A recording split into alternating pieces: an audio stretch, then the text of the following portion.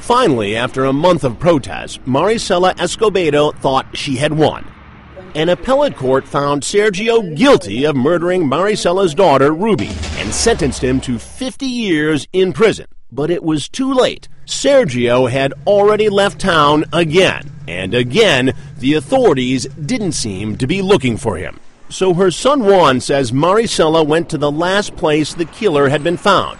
Not Juarez, but that town hundreds of miles away, Fresnillo. He was there. He was there. Living a life like a family man with another girl, with new babies, new family. How hard was it for you and your mother to find Sergio? Not hard at all. This is where Maricela's story became the ultimate symbol of crime's grip on Mexico. And it became even clearer why the police hadn't picked Sergio up. Because Juan says that Sergio had actually joined up with a drug cartel known as the Zetas. Made up of former Mexican special forces, the Zetas are considered the most brutal cartel in all of Mexico. U.S. and Mexican law enforcement blame them for such atrocities as last year's massacre of 72 migrants, and in February, the killing of a U.S. special agent. And why wouldn't the police be interested in going after one of the Zetas? This man, carefully hiding his face, can provide some answers. For decades, he was a police commander. But listen to what he has to say about just how close some police are to the drug business. The narcos can buy anyone. They pay off the police, the customs, the immigration officials. Just how deep is the corruption? The reason he won't show his face is because for all those years, at the same time he was a police commander, he was also a hitman, a sicario for the Juarez cartel.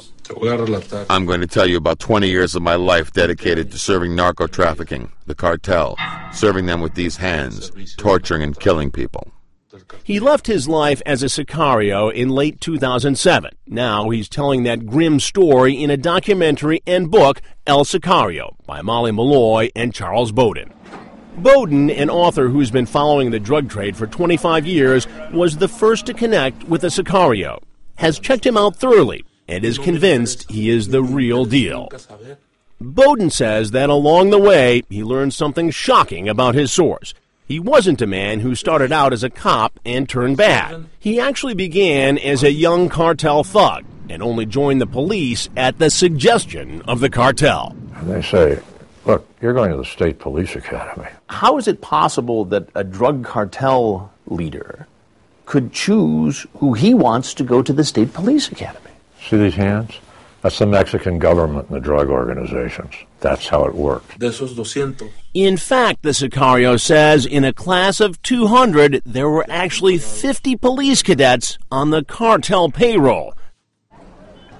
And some top Mexican officials have been found taking large sums of money from the cartels, including a chief of the Attorney General's Organized Crime Investigations Division and a drug czar.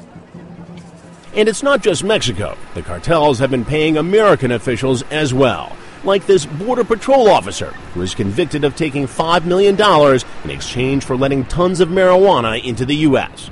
The sicario says that as a police cadet, he even spent time training with the FBI across the border in Tucson, all while being a member of the cartel. Imagine a hitman on the payroll of the cartels being promoted to commander of the Juarez Police Anti-Kidnapping Squad. So he's doing the kidnapping for the cartels and investigating the kidnapping. He said it would actually happen, that they would have snatched somebody, kidnapped him.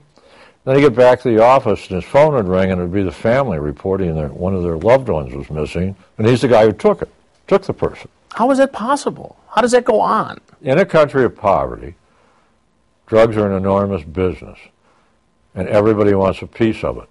The government wants a piece of it, the police want a piece of it, the army wants a piece of it, and everybody gets a piece of it. The sicario says his team cruised the streets in a squad car, waiting for the right moment to kidnap their quarry.